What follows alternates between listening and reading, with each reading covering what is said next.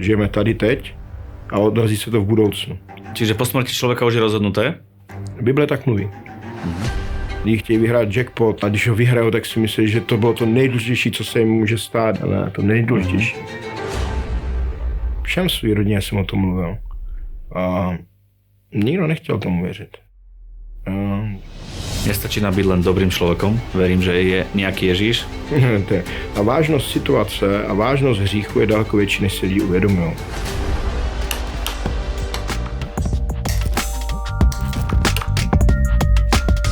Hosťom dnešnej 20 minútovky je pastor Petr Šakarov. Petr, vítaj z ďalekého Hradce Králové.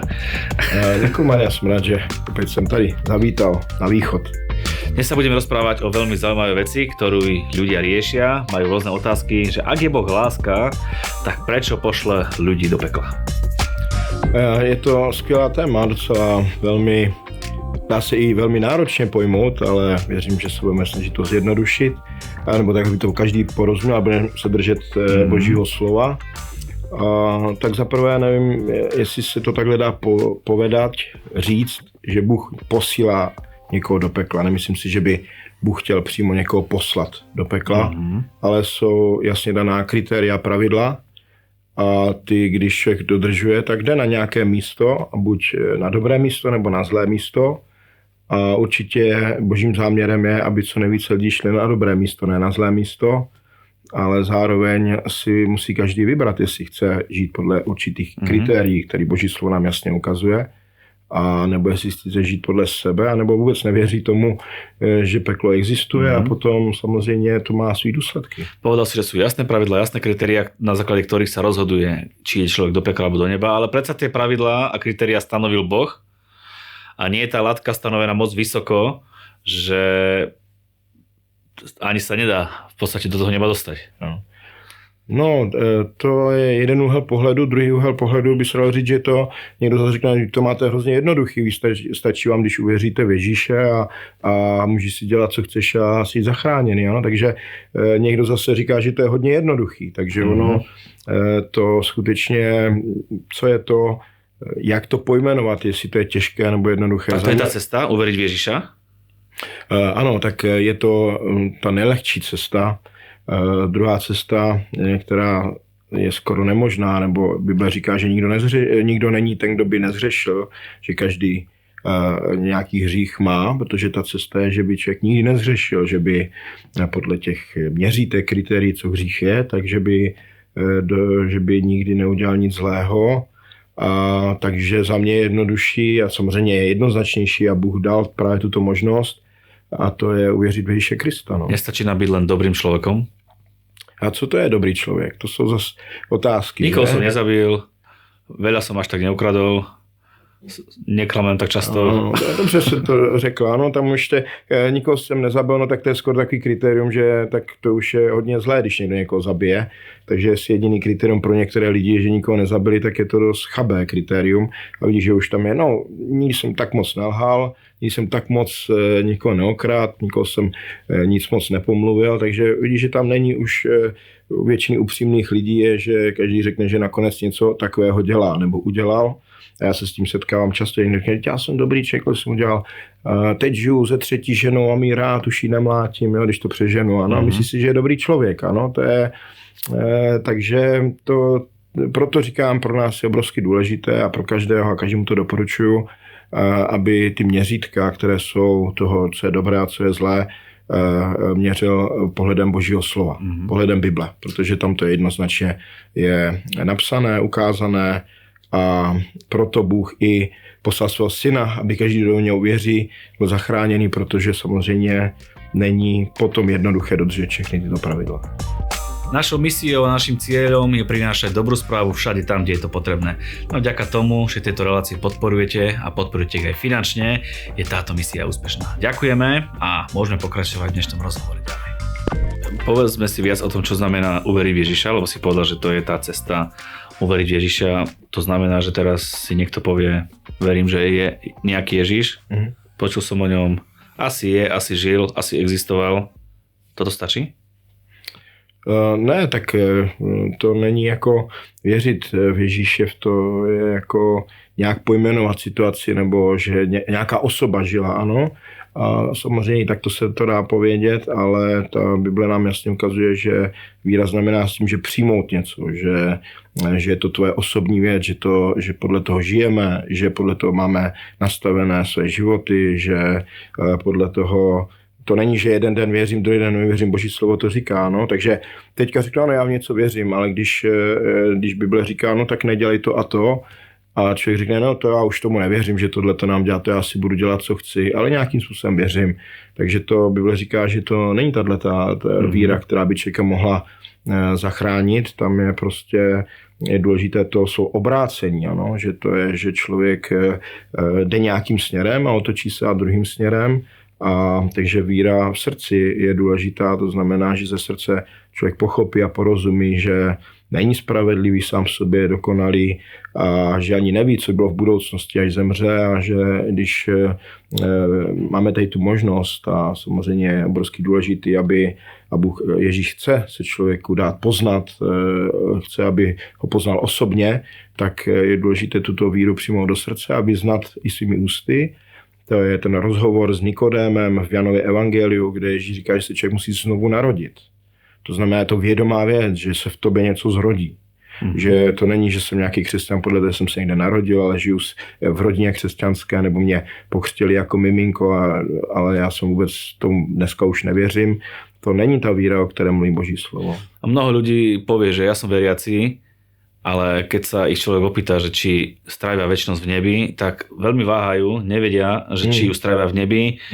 Povedia možno, že Boh uvidí, Boh predsa je láska, asi sa zľutuje, ale povedia si, že sú veriaci a vôbec nemajú istotu, tak potom, ako to je? Je to škoda, skončili tak na půl cesty nebo na čtvrt, protože jsou velmi blízko něčemu porozumění. Může to být i taková spíš výmluva pro lidi, ano, protože měli by chtít být součástí těch věcí.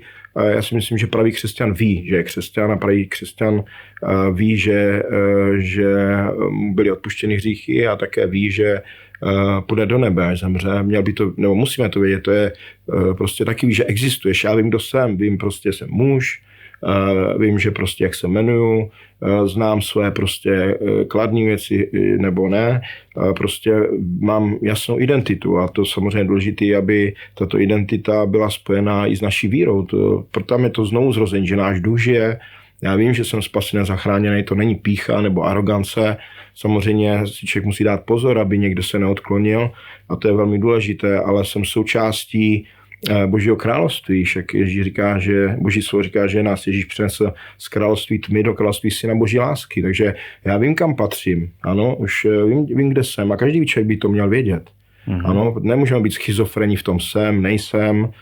Bůh chce jednoznačně, abys to věděl. Ježíš je pro nás jednoznačně ano. A pokud to nevíš, tak tvoje víra není správná. Pokud to nevíš, tak tvoje víra má velkou chybu někde a je potřeba to změnit. A to není nic zlého to pojmenovat, ano.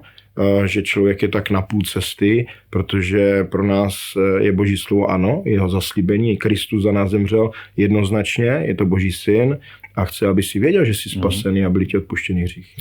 No čo keď niekto teda sa považuje, že je zachránený, spasený a zhreší, nejakým spôsobom urobí niečo, čo Biblia považuje za hriech, tak čo teraz s takým človekom? Tak Bible nám dává tu možnost to pokání, ano, co nám někdy vyčítají, že ty si můžeš dělat, co chceš, pak učiníš pokání. A já si myslím, že to samozřejmě lidi na schvál tak říkají, kteří tomu nevěří, anebo si chtějí žít podle svých kritérií. Je to i kus takové závisti, nebo já nevím, já nechápu, proč to lidi úplně dělají, protože pokání není o tom, že si budu žít zlé, jenom něco řeknu a potom si žiju dál zlé, ale pokání je o přímý skutek, že člověk si uvědomí, že porušil nějaké kritéria, a že prostě ví, že to by ho mohlo připravit o ten vztah s Bohem, o spasení, o záchranu, že by mohlo skončit v pekle nakonec, tak si velmi rychle uvědomí člověk takovou věc, pokud skutečně tomu věří a upřímně ze srdce chce změnit svůj život a prosí Boha, aby mu odpustil a to s tím se snaží udělat i tu nápravu. To je pravá podstata pokání. Takže je smutné, a pro mě to jsou velký otázník, co to je za křesťany, když dělají zlé věci a pak řeknou, no já jsem už udělal pokání a dál dělají zlé věci a myslí si, že jsou křesťané, to je v pořádku, ale před Bohem nikdo není v tomhle zahalený a měli bychom si dát pozor takhle jednat. No. Ľudia sú presvedčení, že Boh je láska. Boh je láska, z toho nejako ľudia žijú, vychádzajú. Nemal by nás Boh radšej ochrániť od toho pekla aj proti našej vôli, aby predsa jeho stvorenie a jeho ľudia netrpeli v tom pekle, lebo proste Boh vie, ako to tam je. Takže nemal by to Boh urobiť na silu, že predsa ja vás tak milujem, že nechcem, aby ste tam boli. Tak nebylo by to spravedlivý za prvý, za druhý. Samozřejmě já bych byl taky radši, kdyby to tak bylo, když to tak řeknu, každý člověk, ale ta vážnost situace a vážnost hříchu je daleko větší, než si lidi uvědomují. I vážnost toho, že Bůh je svatý a nemůže dopustit, aby nějaký hřích se dostal do nebe, protože by vzniknul chaos. Vzniknul by, vlastně už by tam nebyla, znovu by se stalo něco takového, jako když Satan zhřešil, to byl ten první hřích, který byl prostě úžasný archanděl, ale prostě dostal se do jeho srdce pýcha, arogance, něco se v něm stvořilo zlého a tam jasně pak popsáno, že musel být z nebe odejít, protože tím nakazil další, ano. Když se říká, že až třetinu dalších andělů nakazil, kdy stačí jeden hřích a nakazí třetinu, tak si, kdyby tam přišlo x dalších lidí, kteří mají hřích, tak vlastně nebe už nebude nebem, svatost už nebude svatostí a vlastně všechno by se změnilo a ani tento svět nefunguje chaosem. Myslím si, že gravitace pořád funguje, kdyby chvíli fungovala, nefungovala, tak by byl chaos a byl obrovský zmatek i ve všech ostatních věcech. To znamená, Bůh není Bohem chaosu, ale jasného řádu. Proto musel udělat toto řešení a proto je Bůh láska, že dal svého vlastního syna. To prostě nikdo nikdy nemůže překonat. Bůh, který stvořil všechno, mohl takto prostě končím s váma. Říkal, ne, já vás miluji a já vám dám tu možnost záchrany. Abyste nemuseli do zlého, protože hřích nemůže ke mně. Ale může někdo, kdo je osvobozený od hříchu. Kdo měl hřích a už ho nemá. A proto poslal svého syna, ten se obětoval pro svoji krev. Já vím, že lidi to někdy zlehčují a neměli by. To je absolutní, jako není nic většího na této zemi. A je to velmi vážná věc, když je člověk, který řekne, no, já jsem křesťan a nepotřebuji jako nějaký pokání nebo Krista, nebo stejně tam nakonec všichni půjdeme. Ukaž mi to v Bibli. Ukaž mi očisté z Bibli. Já vím, že na nějakým verši to ukazují nesmyslným, který vůbec nemá žádnou podstatu. Jasně, každý ať si to vykládá, jak chce. Ale Bůh udělal všechno pro to, aby každý mohl jít do nebe. Ale nemůže to být tak, že nakonec, i když někdo jedná zle, tak nakonec ho tam nějak protlačí z protekce, nebo já nevím, jak si to lidi představují. Čiže ako keby pravidlá hry sú rozdané, tie sa nedajú meniť. Ak niekto vyrastá v nejakej rodine, alebo nepočul o Bohu, pretože vyrastal v nejakej kultúre, v nejakej ateistickej rodine, alebo tak, že nemal šancu nejakým spôsobom uveriť, povie si, že moja rodina nikdy neverila a tak som bol vyrastaný, ani som nemal na výber. Je fér, že takýto človek skončí v pekle, keď ako keby odsúdený výchovou a prostredím? Když si popsal si moji rodinu, ano. Jsem přesně takhle vyrostl v nevěřící rodině. Nebyla tam žádná víra, nebo jako vůbec řeč o tom, že je nebe nebo peklo a že vůbec sami asi rodiče ostatní s tím, a teď už je to jinak, ano, za ty roky, co já jsem uvěřil, ale když jsem se zajímal o to, že tak když člověk zemře, co bude, tak na to nikdy jsem nemohl dostat odpověď, oni neví. A oni sami v tom musí mít zmatek lidí, kteří nevěří. Já bych nechtěl být už v té pozici. Alebo silnú vieru na to musia mať, aby verili, že nič nie je. No, je to silná víra, no, ale to člověku, ale kolik lidí už jsme že na konci života najednou ve strachu a v panice, že nechci zemřít. To je nikdo neví, co bude, že? Oni si to myslí a to je pýcha, arogance lidí, že si myslí, že zahraje Mariáš v pekle, nebo já nevím, prostě, že dobrý, no tak je to jeho rozhodnutí. A pak se budou divit lidi. Lidi se staví stále pod nadboží slovo, nad Boha. Samozřejmě, že i určitý typ křesťanů, takových těch všeobecných, který jako řeknou, že jsou z nějakého křesťanského prostředí, ale nechtějí dodržovat pravidla, tak samozřejmě to je na hanbu a není to správné, protože to nevytváří dobrý obraz o pravdě, protože Ježíš Kristus je nějaká cesta, pravda i život. Takže nevím, jestli jsem na to dobře odpověděl, ale nikdo nemá výmluvy napsáno, akord v dnešní době, dneska skrz internet, skrze cokoliv, prostě ke každému se může dostat zvěst o tom, že Ježíš žije. Takže proto se i modlíme jako církev za lidi i se snažíme tomu napomáhat, dávat Bohu ten největší kredit a že boří ty náboženské představy, protože je důležité, aby k lidem se dostal pravé evangelium, ale nemá nikdo výmluve napsáno. Nemá nikdo výmluve. Možno sa človek zatvára sám predtým a sám sa predtým uzatvára, že toto nie? Je to tak. Já když jsem věřil Ježíše Krista, tak všem svý rodině jsem o tom mluvil. A nikdo nechtěl tomu věřit. Mm-hmm. Máme dobré vztahy.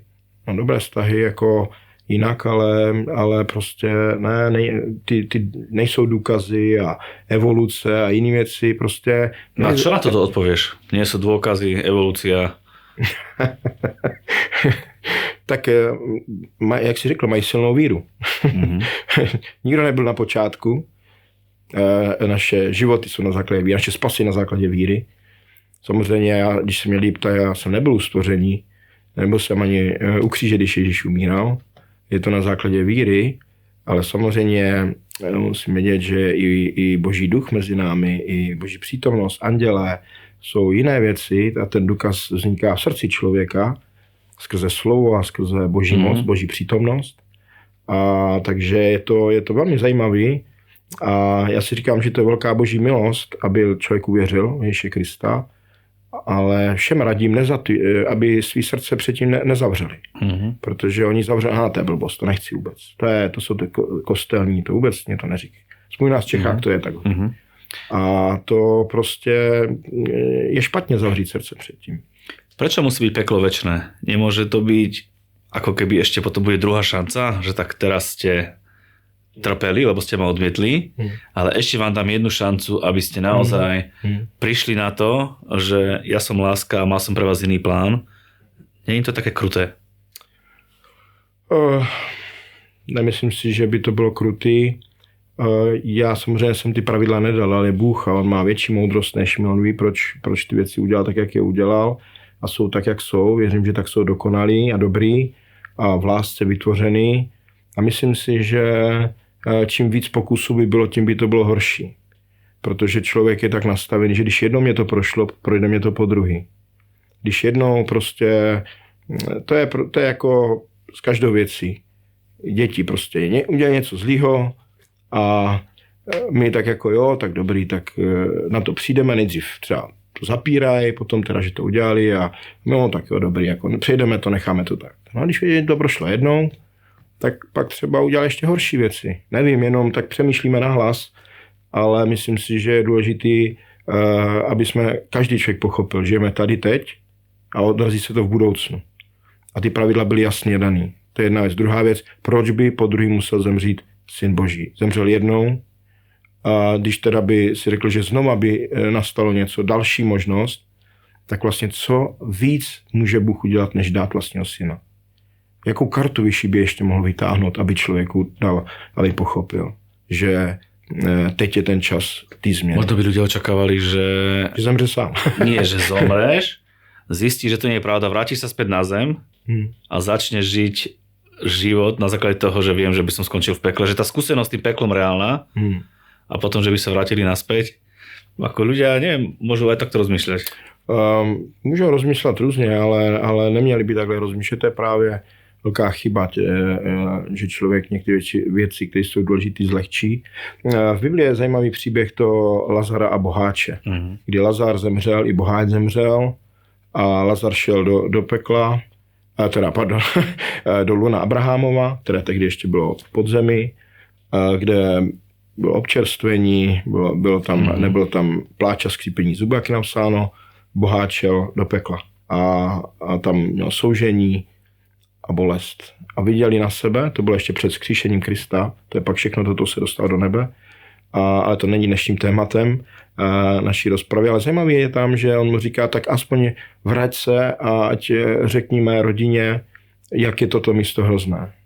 A on tam říká, ne, stačí, že mají zákon a Mojžíše. Když to nepochopí nic. Inými slovami, v dnešnej dobe majú Boží slovo, Bibliu. Když mají Boží slovo a to, když budou dělat, bude to všechno dobrý. A i kdybych se vrátil a řekl, jak je to hrozné, tak mi neuvěří.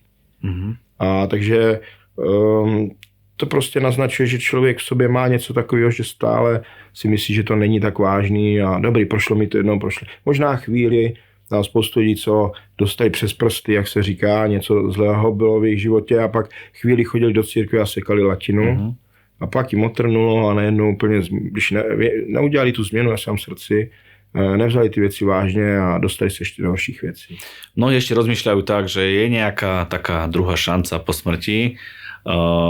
Na Slovensku je celkom populárne, neviem ako v Čechách, že keď niekto zomrie, tak ešte sa ako keby vedel tí príbuzní, ktorí sú na zemi, možno nejaký farár alebo niekto, že ho vedia vymodliť, vedia ho vyprosiť, vedia robiť rôzne omše alebo neviem aké veci za to, aby ho vyprosili, aby sa Boh zľutoval a nakoniec aj tak ten človek skončí v nebi.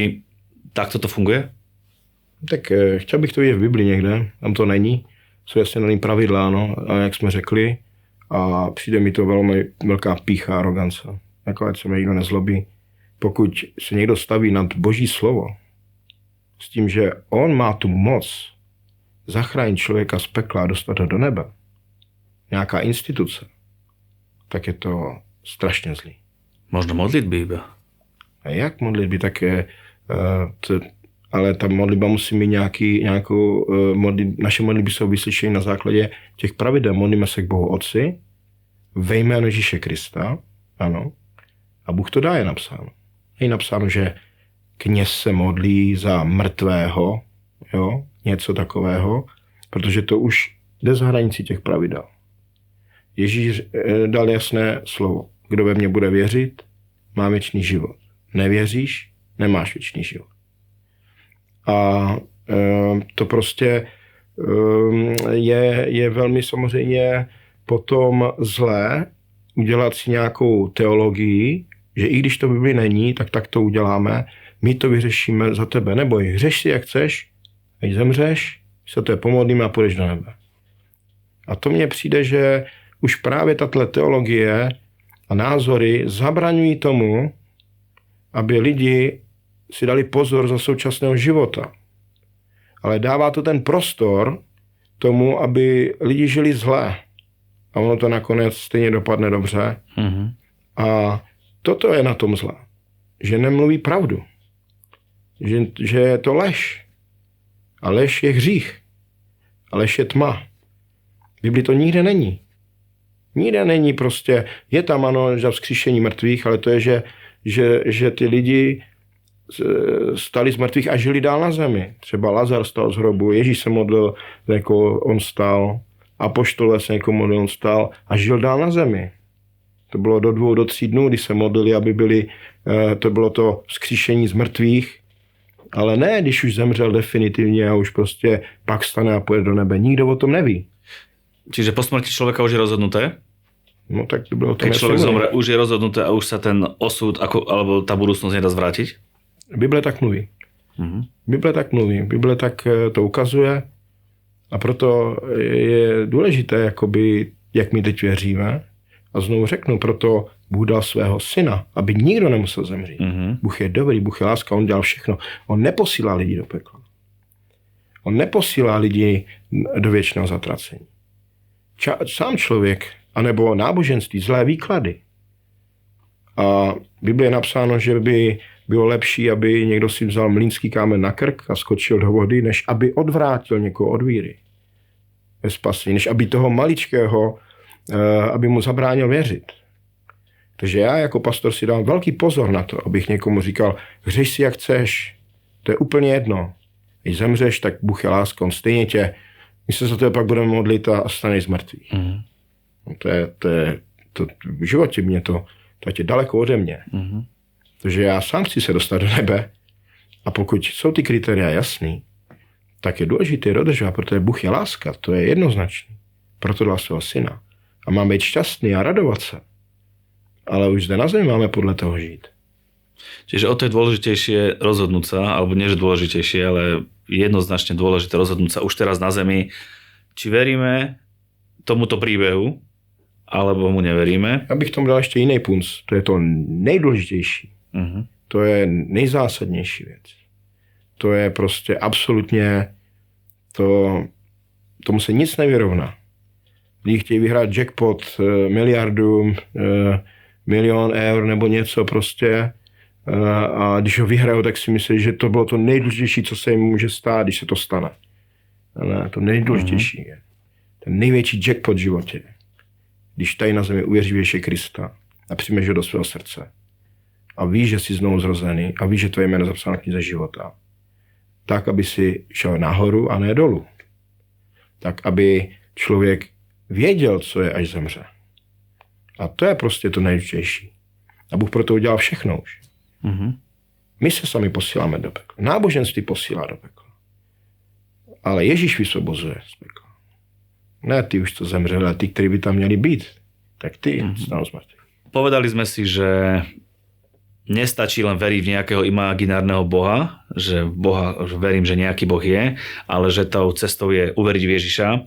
Prosím ťa, vieš nám na záver dať radu, inšpiráciu alebo spôsob, akým môžeme sa modliť, niekto sa možno nikdy nemodlil, tieto slova, tak, aby to bolo priateľné, akceptovateľné a aby naša večnosť a naše mená boli zapísané v knihe života. Dobře, tak jak jsme řekli, je to napsáno v Biblii v Římanech, že uvěříme srdci, vyznáme ústy a je člověk zachráněn. To znamená, že je důležitý k tomu, aby skutečně to bylo z našeho nitra, to je to, kým jsme. Uh-huh. A pokud takový člověk je a každému samozřejmě fandím a přeju, aby se to stalo, i já jsem přesně takový, že vůbec jsem nevěděl, jak se mám modlit, co mám říct, ale věděl jsem, že jsem nechtěl žít ten život, který jsem žil do té doby a věděl jsem, že prostě věřím, že Ježíš je syn Boží. No, takže to je první věc, že člověk věří v srdci. A když věří v srdci, tak to prostě má formulovat slovy. A není nějaká konkrétní formulka, je důležitý upřímnost. Bůh se upřímná upřímně.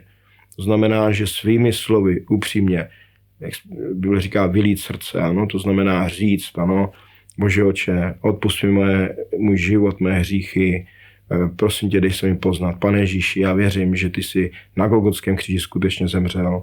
Věřím, že jsi zemřel za moje hříchy, věřím, že ty jsi nezhřešil, ty jsi syn Boží a věřím tomu, že jsi stál z mrtvých a žiješ.